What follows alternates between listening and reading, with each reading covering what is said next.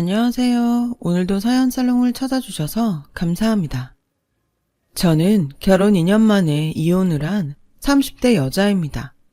2년 만에 이혼한 것이 자랑은 아니지만 시간이 지난 지금도 그 결혼은 애당초 하면 안 되는 결혼이라 이혼한 것이 천만다행이라고 생각해요.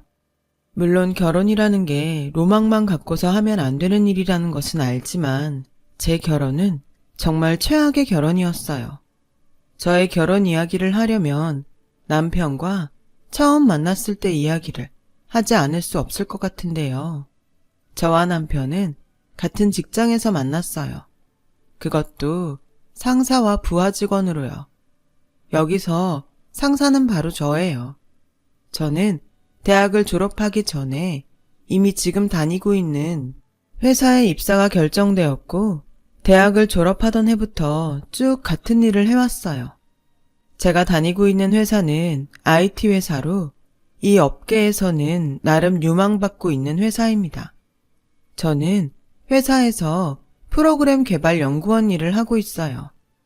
적성에도 맞고 제가 시작만 하면 어떤 프로젝트건 물불 가리지 않고 일에만 매달리는 스타일이라 같은 동기보다 성과도 좋았어요.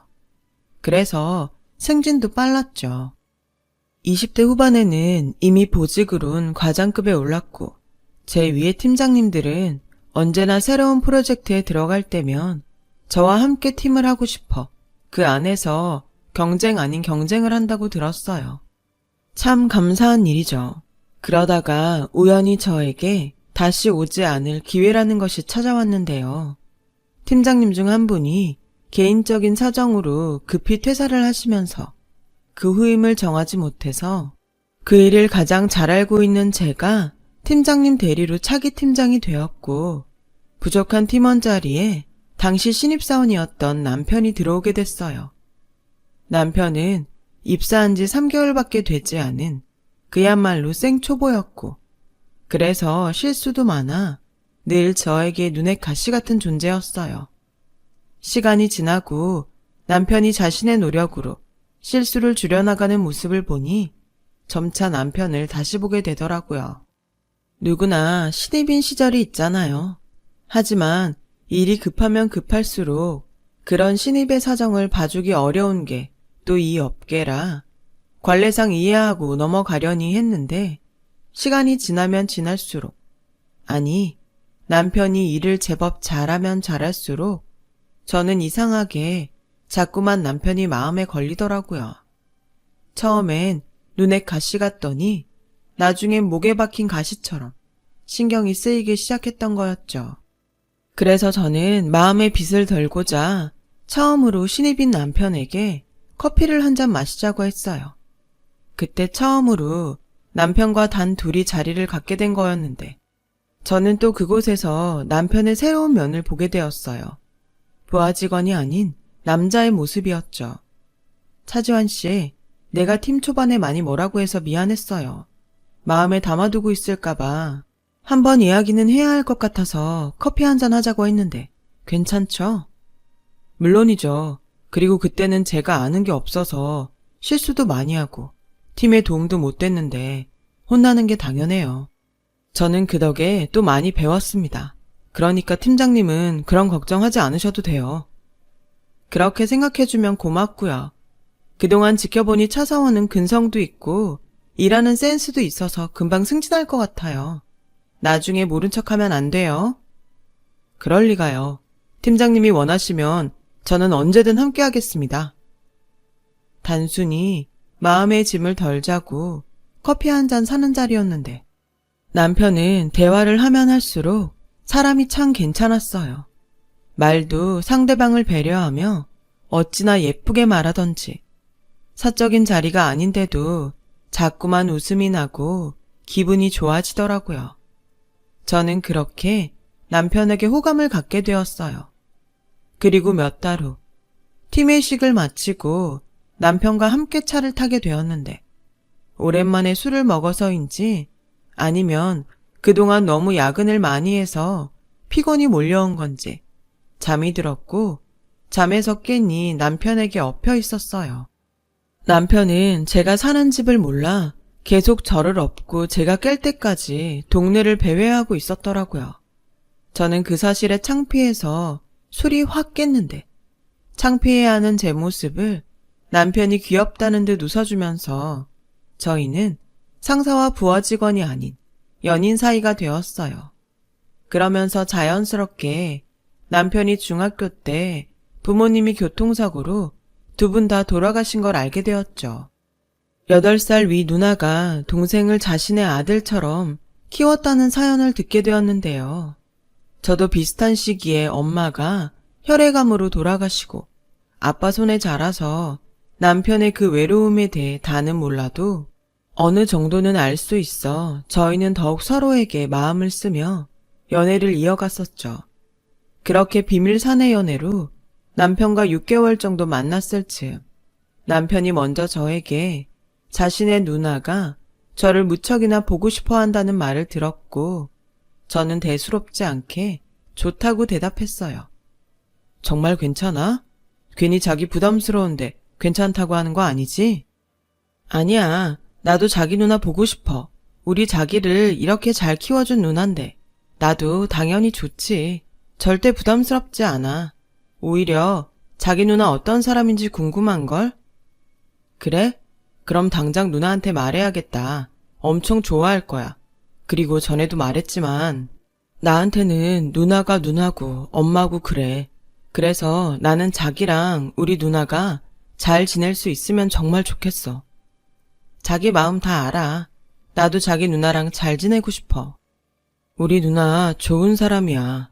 그리고 나 때문에 고생도 많았고 이런 말 웃긴 거 아는데 우리 누나 잘 부탁해. 뭐가 웃겨?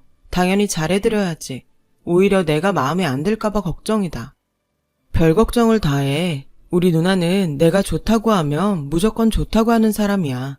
그러니까 무조건 자기 보면 좋다고 할 거야.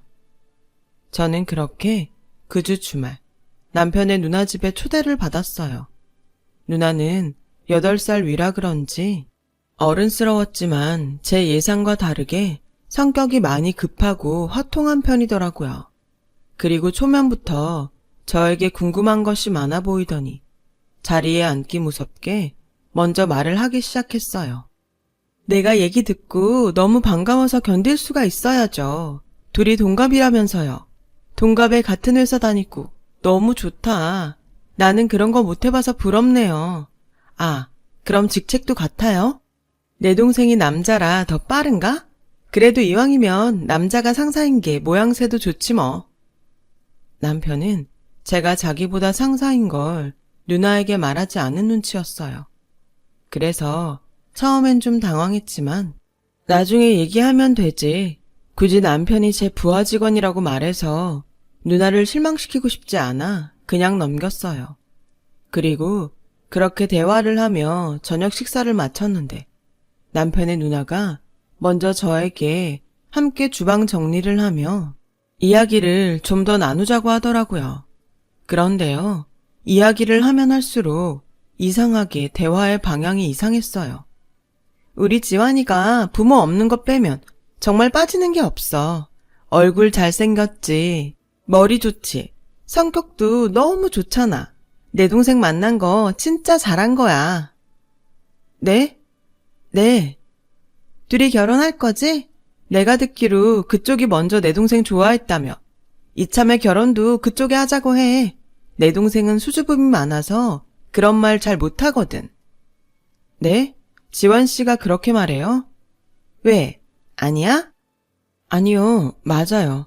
근데 저희 만난 지 얼마 되지 않아서 당장은 결혼 얘기하기엔 좀 이른 것 같아요. 에이, 6개월 넘었잖아. 요즘 세상에 반년 만났으면 잠자리까지 다 간 거 아니야? 지금 둘이 좋으면 이것저것 더 재지 말고 결혼해. 집에야 지금 지환이 살고 있는데 그대로 들어가면 되잖아. 내가 마음이 급해서 그래. 남편의 누나는 양해도 없이 먼저 말을 편하게 놓더니 남편과 다르게 상대를 전혀 배려하지 않고 자기 내키는 대로 말을 일방적으로 계속했어요. 그리고 뭐가 그리 마음이 급한지 자꾸만 남편과 결혼을 하라고 부추기는데 남편을 만나고 처음으로 마음이 조금 불편하더라고요. 하지만 그때까지는 제가 남편에 대한 마음이 너무 충만했고 또 누나가 마음이 급해서 그렇지 아기는 없을 거라고 생각했어요. 그저 혼자 있는 동생이 걱정이고 제가 또 마음에 드니 우리가 빨리 결혼을 했으면 좋겠나 보다 라고 생각한 거죠. 그리고 남편을 만난 지 1년이 되어갈 즈음 수줍음이 많아 그런 말 하지 못한다는 남편이 저에게 먼저 청혼을 해왔고 잠시 진지하게 결혼에 대해 생각하는데 저희 아빠가 먼저 저에게 나이도 내년이면 30이고 만나는 남자친구도 괜찮으면 너무 고민하지 말고 결혼해도 좋을 것 같았으며 망설이는 제 등을 밀어주셨어요. 아빠는 우리 딸이 어서 빨리 결혼해서 행복한 가정을 꾸렸으면 좋겠어. 만난 시간보다 앞으로 함께할 시간을 생각하면 결정이 더 쉽지 않을까? 오래 만났다고 결혼 생활이 다 보장되는 건 아니거든. 정 그렇게 고민스러우면 그 친구 한번 집에 데리고 와봐. 아빠가 우리 딸 이렇게 고민하게 만드는 놈 얼굴 한번 보자. 그 사람 때문에 고민하는 거 아니야. 그냥 그 누나가 좀 마음에 걸려서. 처음엔 편하게 생각했는데 결혼하면 형님이고 나한테는 시어머니 같은 사람이잖아. 물론 신경이 쓰이겠지. 가족이 되는 거니까. 근데 말이야, 결혼은 누나랑 하는 게 아니고 네가 좋아하는 그 남자랑 하는 거잖아. 아빠가 보기엔 고민의 상대가 그쪽이 아닌 것 같은데. 저는 아빠의 말을 듣고 새삼 남편에게 미안했어요. 청혼은 남편에게 받았는데 저는 온통 형님이 될 남편의 누나에 대해서만 고민하고 있었거든요. 그래서 저는 마음의 결정을 하고 남편을 집으로 데리고 와서 아빠에게 결혼을 허락해달라고 인사를 드렸어요. 아빠는 당연히 저희 두 사람의 마음이 더 중요하기에 흔쾌히 결혼을 허락해 주셨죠. 한편으론 제가 엄마가 돌아가셔서 없고 또 누나에 대해 마음을 쓰고 있으니 그 부분을 잘 이해해달라고 남편에게 부탁하면서 저희는 본격적으로 결혼 준비에 들어갔어요. 워낙에 양가가 바라던 결혼이라 저희의 결혼식은 큰 문제 없이, 큰 낭비 없이 합리적으로 진행되었어요. 이젠 정식으로 저에게 형님이 된 남편의 누나가 말했듯 저희의 신혼살림은 남편이 혼자 살고 있던 집에 차리게 되었어요. 남편이 살고 있던 집은 오래전에 형님이 구입한 방 2칸짜리 작은 빌라였는데 결혼을 하면서 형님이 남편 앞으로 명의를 돌려주셨어요. 저는 굳이 명의까지 주실 필요는 없는데 기꺼이 저희를 위해 그렇게 해주신 형님에게 감사한 마음이 들었습니다. 그때까지 그것이 제 발목을 심하게 잡는 일인지는 꿈에도 알지 못했어요. 하지만 뜻밖의 일로 저희의 결혼은 생각보다 빨리 위기가 찾아왔는데요. 그건 바로 제가 걱정했듯 형님 때문이었어요. 글쎄, 신혼여행을 다녀와 피곤함에 지쳐 짐도 풀지 못하고 잠을 자는데 형님이 저희 신혼집 현관 번호를 거침없이 누르시고 들어오는 게 아니겠어요? 어찌나 놀랐는지 남편은 대수롭지 않게 그게 놀랄 일이냐는 반응이었지만 저는 전혀 생각지도 않는 일이기에 황당해서 어안이 벙벙했는데요. 알고 보니 남편이 저에게 알려준 현관 비밀번호는 예전부터 사용하던 번호 그대로였더라고요. 번호를 안 바꿨어? 뭐하러 귀찮게 번호를 바꿔. 그리고 우리 누나 신경 쓰지 마. 원래 자기 집이어서 수시로 왔다 갔다 해. 예전에는 그랬어도 지금은 아니지. 미안한데 번호는 바꾸자. 그리고 자기가 이제 우리 결혼했으니 오실 일 있으면 미리 말씀하시고 초인종 누르시라고 좋게 말씀드려. 누나한테 그런 말을 하라고? 에이, 어떻게 그래. 이 집 원래 누나 집이잖아. 아니, 그래도 이건 아니지. 형님이 언제 불쑥불쑥 오실지 모르는데 내가 어떻게 마음 놓고 살아. 그냥 가족이니까 신경 쓰지 않으면 되는데 난 장인어른한테 우리 집 비밀번호 알려드려도 괜찮아. 그런 문제가 아니야. 자기가 얘기 못하면 내가 할게. 결국 현관 비밀번호는 제 고집대로 그날 바꿨고 형님은 달리 어떤 말씀도 없었지만 서운해하는 눈치였어요. 어쩔 수 없다고 생각했죠. 그렇게 저희 부부는 신혼여행에서 돌아온 직후부터 삐걱거리기 시작했어요. 제 입장에서는 지극히 상식적인 이야기였는데 그 후에도 남편과는 그리고 형님과는 이상하게 상식적인 이야기가 통하지 않는 일이 계속 이어졌어요. 올케, 이번 주에 우리 부모님 제사 있는 거 알지? 네, 형님. 결혼하고 첫 제사니까 신경 많이 써야 해. 그리고 이거. 이게 뭐예요? 올케가 제사 지내는 거 잘 모를까봐 내가 준비해야 할 음식이랑 이것저것 적어봤어. 그거 보고 준비 잘해. 저 혼자 준비해요? 당연하지. 올케가 우리 집 며느리잖아. 난 출가 외인이고. 그래도 지금까지는 형님이랑 지환 씨가 같이 준비하셨잖아요. 저 지환 씨한테 그렇게 들었는데. 그야, 그때는 며느리가 없었잖아. 근데 지금은 이렇게 며느리가 있는데 내가 왜 제사 준비를 해? 당연히 올케 몫이지. 그럼 수고해. 비밀번호도 바꿨으니 나는 제사 지낼 시간에 딱 맞춰서 올게. 손님처럼. 저는 기가 막혔어요. 결혼 전에도 제 손으로 제사를 준비해 본 적이 없었거든요.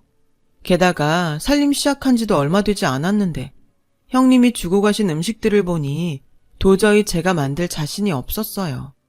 아무래도 지난번 비밀번호 바꾼 문제로 심술을 부리시는 게 아닐까 생각할 수밖에 없었죠. 자기야, 형님이 나한테 제사 준비를 혼자 하라고 하는데 나는 여기에 적힌 음식 하나도 못 만들어.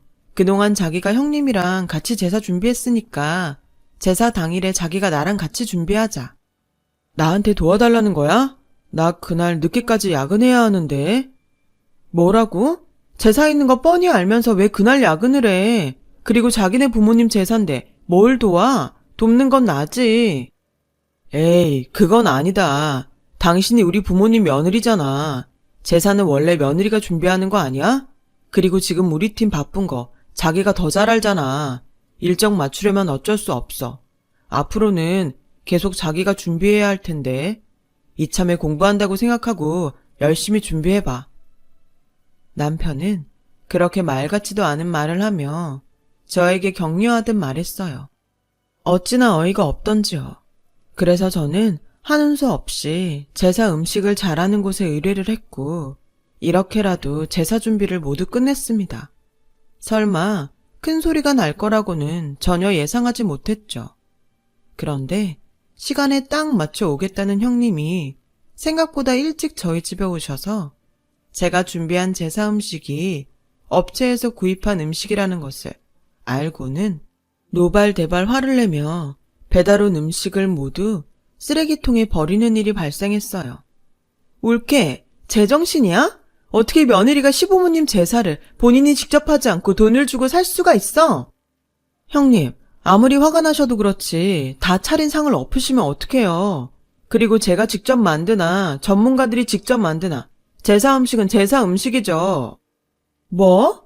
올케가 가만 보니까 우리 집을 무시하네. 지금 우리 부모님이 다 돌아가셨다고 막 나가는 거야? 어디 감히 손윗 어른한테 토를 달아? 형님, 지금 이거 말 안 되는 거 설마 진짜 모르시는 거 아니죠? 아무리 며느리가 저 혼자라고 하지만 제가 시집 온 지 얼마나 됐다고 제사 준비를 혼자 하라고 하세요? 저 딴에는 제사 망치지 않으려고 신경 써서 음식 맞춘 건데 말이 안 통하네 정말. 이런데 어떻게 내 동생보다 직급이 더 높지? 혹시 그 회사에 연줄이 있어? 아무튼 지금 당장 음식 만들어. 이런 남이 만든 음식 상에 올릴 생각하지 말고 제사 음식에 정성이 빠지면 되겠어? 아무리 엄마 없이 컸어도 이런 기본도 모르고 시집을 오면 어쩌자는 거야? 형님, 말이 심하시네요. 그리고 이렇게 억압적으로 하시는데 제가 만든 음식에 정성이 들어가겠어요? 형님이 저한테 함부로 하시니 저도 할 말은 해야겠는데 계속 이런 식이면 저도 곤란해요. 죄송하지만 서로 선은 지켜주셨으면 좋겠어요. 선? 야, 너 내가 사준 집에서 사는 주제에 말이 너무 많다? 평소에 내 동생한테도 이러냐? 네가 밖에서나 상사지. 집에서는 말단이야, 말단. 어디서 주제도 모르고 입을 놀려. 정말이지 말이 통하지 않고 계속 이렇게 형님과 있으면 저도 제가 무슨 말을 어떻게 할지 몰라 제 사고 뭐고 다 모르겠다 싶어 집 밖으로 나왔어요. 저도 당연히 결혼하고 첫 제사라 준비하는 과정에서 다소 기분이 언짢아도 잘 넘기고 일단은 제사를 잘 마치고 싶었는데 도저히 그런 대접을 받고 그 집에 있을 수가 없더라고요. 그래서 집을 나와 곧바로 남편에게 전화를 걸었는데 저보다 형님이 발빠르게 전화를 했는지 남편은 제가 여러 말을 하지 않아도 이미 다 안다는 듯 제 말을 듣지도 않았고 오히려 서운하다며 전화를 끊어버리는 거 있죠. 서운한 사람이 누군데. 저는 그날 속상하고 서운해서 혼자 회사 근처 호텔에서 밤을 보냈어요. 늦게라도 남편이 전화를 하거나 저를 찾아올 줄 알았는데 남편은 제 기대와 다르게 저를 찾지도 걱정하지도 않았어요. 차마 아빠가 걱정하실까봐 이야기도 못하고 저는 뜬 눈으로 밤을 새고 회사로 출근했습니다. 저에게 단단히 화가 났다는 듯 남편은 저에게 찬바람이 쌩쌩 불더라고요. 아니, 제가 제사 음식 준비를 안 한다고 했나요? 시간이 지나면서 배우다 보면 언젠가 저도 잘할 수 있게 되겠지. 일단 첫 제사 잘 지내고 보자. 그런 생각이었거든요. 이혼한 지금도 저는 그게 그렇게 잘못이었는지 납득이 되지 않아요. 아무튼 이 일을 시작으로 저는 본격적으로 형님과 대립하게 되었고 사사건건 작든 크든 마치 제가 좋다고 하면 싫다고 하고 제가 싫다고 하면 좋다고 하기로 작정을 하셨는지 언제나 저희 둘은 부딪혀야 했어요. 그러다 보니 감정은 계속 상해서 저는 자꾸만 형님과 불편하게 되었어요. 남편은 하나밖에 없는 누나랑 잘 지내는 게 그렇게 어렵냐며 자기를 누나랑 갈라놓아야 속이 시원하겠냐며 화를 내더라고요. 좋아. 당신이 계속 우리 누나랑 부딪힐 거면 차라리 내가 누나랑 의절을 할게. 누가 형님이랑 의절하래? 나는 정말 이해가 안 가. 나 없을 때는 어떻게 살았어? 맡길 거면 뭐라고 하지 말던가. 사사건건 간섭하고 따지면서 도와주지도 않고 계속 며느리 타령만 하면 나보고 어쩌라는 건데. 그리고 자기는 왜 항상 형님 편만 들어? 내가 가운데서 힘들 거라는 거 진짜 몰라? 다른 집 며느리들도 다 하는 거야. 우리 누나도 매형집에 그러고 산다고. 자기야말로 엄마 없이 컸다고 정말 영 모르는 거 아니야? 됐고, 알았으니까 이 집 누나한테 다시 주고 의절하고 살자고. 그럼 되잖아. 자기가 바라던 게 이거 아니야? 말 다 했어? 애도 아니고 지금 말도 가려서 못하니? 의절할 게 아니라 나랑 이혼해. 그럼 되잖아. 아니, 난 이혼할 생각 추워도 없어. 결혼한 지 얼마나 됐다고 회사 사람들 보기 창피하게 이혼을 해. 나 이제 당신이랑 싸우는 것도 지겨우니까 그냥 내가 누나 안 보고 살게. 대신 이 집은 누나가 나 준 집이니까 다시 돌려줘야 돼. 연봉 나보다 높은 당신이 집을 얻던지 사던지 알아서 해. 저는 어이가 없어서 아무 말도 하지 않았어요. 그러자 남편은 제가 보는 앞에서 형님에게 전화해선 누나, 나 정말 너무 힘들어서 못 살겠다. 나 이혼하는 거 바라지 않으면 우리 다신 보지 말자. 이 집 다시 누나 줄게. 나 밖에 나 앉아도 누나 신경 쓰지 마. 미안해. 라고 말하더라고요. 그리고 저에겐 됐지? 라며 안방으로 들어가 문을 쾅 닫는데 뭐가 됐다는 건지. 그날 이후 저희는 결혼 5개월 만에 각방을 쓰게 되었어요.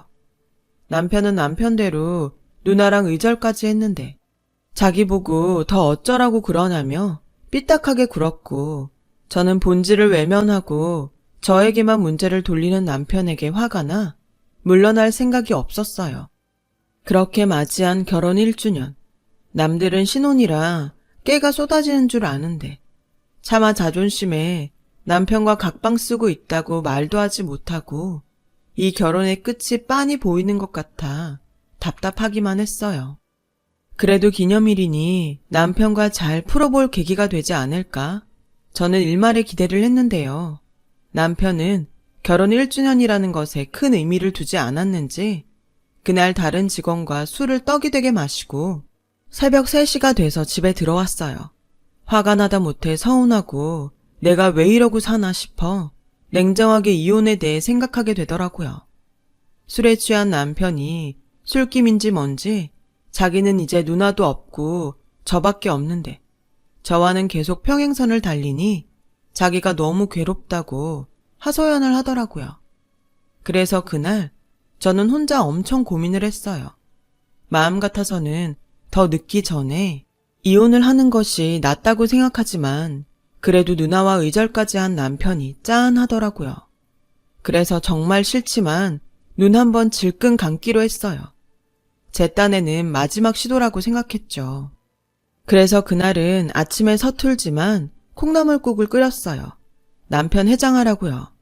그리고 순순히 제가 차린 밥을 먹는 남편에게 다정한 말투로 마트에 가서 같이 장을 보자고 했고 제가 먼저 그렇게 손을 내미니 남편은 못 이기는 척 넘어와서 다행히 저희 부부는 그날을 시작으로 사이가 조금씩 좋아졌어요. 각방 생활도 청산했고요. 하지만 부부 사이를 회복했어도 저에겐 고민거리가 하나 있었어요. 저희가 살고 있는 집 때문이었죠. 돈 때문에 그런 것이 아니라요. 어쨌거나 남편 말대로 형님과 의절하고 살 거면 당연히 집은 형님에게 돌려줘야 맞는 거였으니까요. 그런데 제가 옳았구나 하고 집을 또 알아보기는 입장이 난처한 게 마치 남매가 정말 의절하길 바라는 것처럼 보일 것 같아 정말이지 이러지도 저러지도 못하겠더라고요. 그렇게 고민만 하던 날이 지나 시부모님의 제사가 또다시 돌아왔어요. 저는 이번에는 서툴지만 손수 제사 음식 준비를 했고 정말 큰 마음을 먹고 형님에게 연락을 했어요. 저희 집 현관 앞에서 남편과 형님이 실랑이가 벌어지는 어처구니 없는 일이 발생했어요. 누나, 나 이혼하는 걸 보고 싶어? 우리 다신 보지 말자고 했잖아. 지환아, 아무리 그래도 자식인데 부모 제사에 인사는 해야지. 미안해. 근데 나 지금 너무 좋아.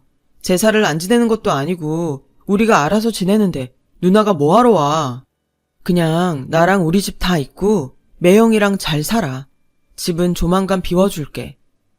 얘, 아무리 그래도 그렇지. 내가 너를 어떻게 키웠는데 장가 갔다고 나한테 이럴 수 있어? 옳게도 그래. 우리 남매 이렇게 찢어놓으니까 좋아? 왜 이 사람한테 뭐라고 그래? 나 둘이 싸우는 거 진짜 다신 보고 싶지 않아. 근데 이혼하는 것도 싫거든. 그러니까 누나가 나 좀 이해해줘. 자기야, 들어가자. 지환아! 어찌나 불편한지 그날 결국 형님은 저희 집에 들어오지 못하셨어요. 그리고 저는 내내 남편 눈치를 받고 다음날 이렇게 된 이상 이사 가지 않으면 안 될 것 같아 부동산에 집을 알아보고 은행에 가서 대출을 문의했어요. 그런데 정말 어이없는 사실을 알게 되었는데 글쎄 제 앞으로 제가 모르는 마이너스 통장이 있는 게 아니겠어요? 그리고 그 사용 금액을 보니 거진 5천만 원이 넘었더군요. 그 사실에 너무 놀라 이건 당장 경찰에 신고를 했어요. 참 어이없게도 제 명의를 도용한 사람은 형님이었고 형님은 도어락 마스터키로 저희 집을 열고 들어와 제 신분증과 도장을 훔쳐 뻔뻔하게 마이너스 통장을 만들었더라고요. 형님, 제정신이세요? 이건 범죄예요. 그 돈을 다 어디다 쓰신 거예요? 이게 다 올케 때문이야. 올케가 내가 준 내 집에서 살면서 동생이랑 의절시키고 그래서 괘씸해서 그랬어. 이게 다 올케가 원인이라고. 지금 그게 말이 된다고 생각하세요? 저 이거 그냥 못 넘어가요. 못 넘어가긴? 내가 아무리 올케 명의 돈을 썼어도 올케가 사는 집값보다 싸. 안 그래? 그래요? 그럼 그 집 팔아서 형님이 쓰신 돈 제가 다시 챙겨도 되는 거죠? 저는 이런지도 모르고 저 때문에 지환 씨랑 형님 의절한 것 같아 마음 아파했는데 저 이 일 지환 씨한테 당장 이야기할 거예요. 올케, 미안해. 알겠어. 내가 다 잘못했어. 그냥 이사 가지 말고 그 집에서 살아. 나 지환이 안 보고 살게. 그러니까 지환이한테는 아무 말 하지 마. 응? 부탁이야. 내가 잘못했어. 저는 이 황당한 일을 겪고 어디서부터 뭘 어떻게 해야 하는지 답답했어요.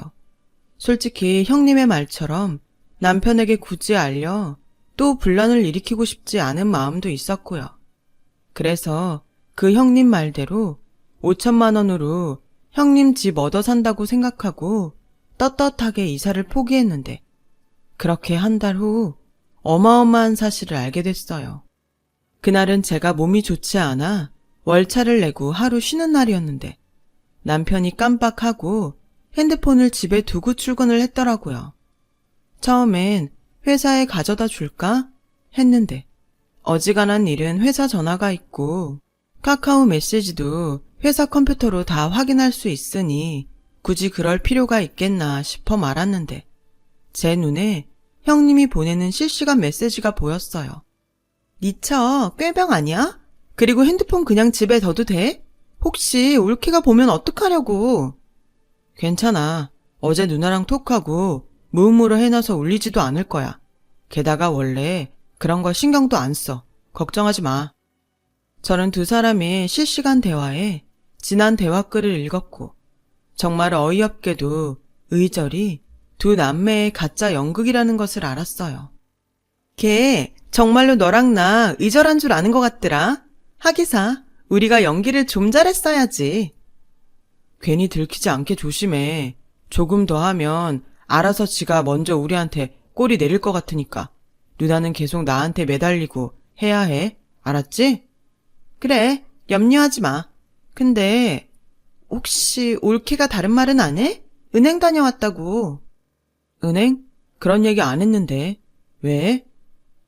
아니, 네가 전에 나하고 의절하니 집은 다시 준다고 했잖아.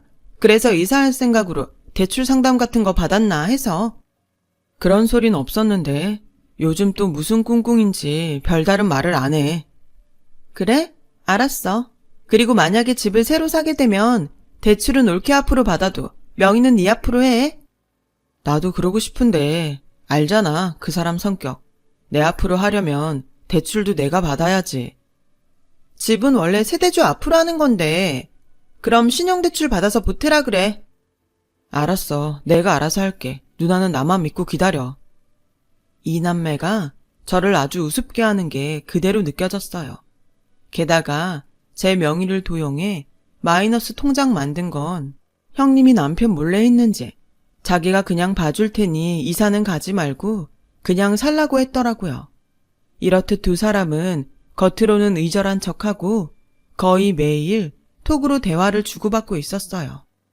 저는 속은 것도 분하고 형님의 억지도 용서할 수 없어 이 두 남매를 끝장내지 않을 수 없었고 연신 실시간으로 대화하는 두 사람에게 이렇게 글을 남겼어요. 나만 빼놓고 두 사람 연극하느라 그동안 고생 많았네요. 고맙게도 핸드폰이 내 손에 있어서 증거는 빼박이고 형님이 제 명의 도용해서 마이너스 통장에 돈까지 썼으니 저는 이거 들고 이혼 소송 들어가겠습니다. 그리고 형님, 이 사실 저만 알면 억울하니까 아주버님에게도 말씀드릴게요. 혹시 알아요? 저한테 하신 것처럼 아주버님에게 하실 수도 있잖아요. 제가 이혼을 하더라도 아주버님께는 조심하시라고 당부는 하려고요. 그리고 두 사람 법원에서 봐요. 저 받을 수 있는 거 다 받을 거예요. 제가 그렇게 글을 보내자 남편은 회사 전화로 저에게 전화를 걸었는데 저는 받지 않았어요. 그리고 곧 형님에게도 전화가 걸려왔지만 그 역시 받지 않았고요. 저는 명의 도용건으로 경찰서에 가서 형님을 고소했어요. 그 길로 변호사 사무실에 가서 이혼 소송을 위한 변호사를 선임했어요. 사람이 열이 받으면 자기 몸 아픈 것도 잊어버리는지 저는 제가 컨디션이 좋지 않다는 것도 까맣게 잊고 그 길로 두 년놈에게 복수하기 위해 그야말로 눈이 뒤집혔어요. 처음엔 단순한 형님의 시집살이였지만 그 끝은 거짓말과 범죄라니 이건 제 상식으론 그냥 넘어갈 수가 없었어요. 이 모든 사실을 안 저희 아빠도 이건 말이 안 되는 상황이라며 남편을 좋게 본 당신이 사람을 잘못 봤다며 자책을 하시는데 그걸 또 보고 있으니까 저 자신은 물론이고 남편과 형님을 용서할 수 없더라고요. 그리고 제가 모든 조치를 마친 다음날 남편은 저에게 연락을 해왔어요. 순순히 이혼을 할 테니 문제를 크게 만들지 말아달라고요. 자기는 누나가 제 명의까지 몰래 가져가 돈을 썼는지는 몰랐다며 이제는 정말로 누나와 의절했다고 말하면서요. 어쨌든 자기 누나 때문에 제가 금전적 피해를 봤으니 그 돈도 자기가 집을 팔던 대출을 받던 돌려주겠다더라고요. 그렇게 좋게 서로 성격이 맞지 않아 합의 이혼한 걸로 합의를 하자고 하더군요. 하지만 저는 돈도 돈이지만 마음의 상처가 커서 그대로는 넘어갈 수 없었습니다. 남편의 제안을 거절했어요. 그리고 일부러 그런 건 아니었지만 제 측근에 의해 회사에는 저와 남편의 이혼 사유가 순식간에 퍼져나갔죠.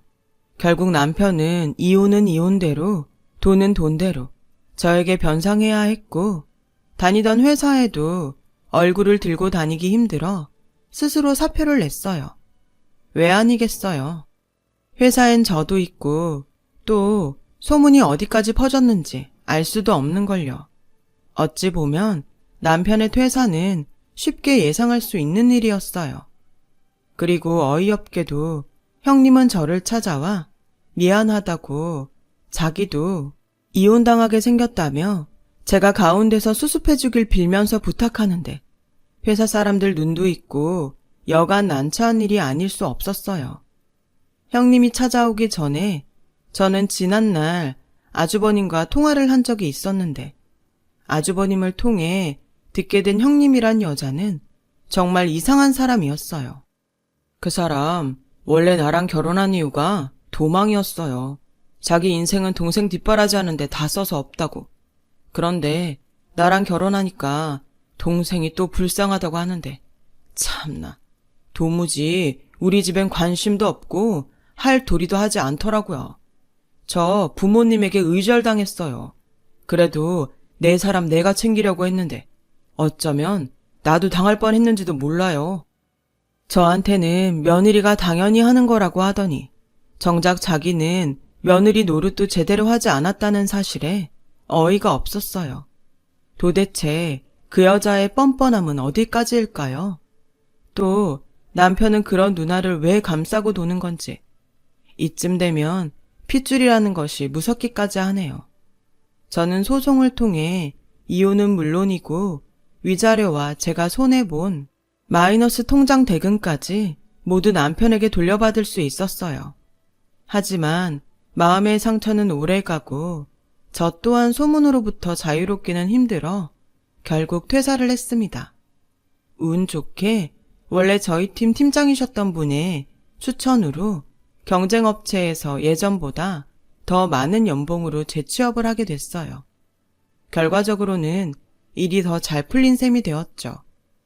요즘은 가끔 남편을 아는 사람에게 건너 근황을 듣기도 하는데 워낙 저와의 이혼이 임팩트가 강해서 이 업계에서는 일하지 못하고 지금은 공무원 시험을 준비한다나요. 부디 시험의 결과를 떠나 다른 어떤 사람한테 피해주지 말고 죽고 못 사는 누나랑 평생 함께 살길. 저도 그렇게는 마음이 착하지 못한 것 같아요. 더욱이 저와 같은 피해자는 정말이지 더는 생기면 안 되잖아요. 지난 상처를 딛고 지금은 다시 일을 하는 행복과 사람들과 어울리는 행복을 조금씩 되찾고 있어요. 사람이 큰일을 겪으면 성장한다고 하잖아요. 그래서인지 예전보다 매사에 좀 더 신중해졌어요. 저도 언젠가 지난 과거를 완전히 잊는 날이 오겠죠. 주저리 쓰다 보니 지난 날이 정리가 되는 것 같기도 합니다.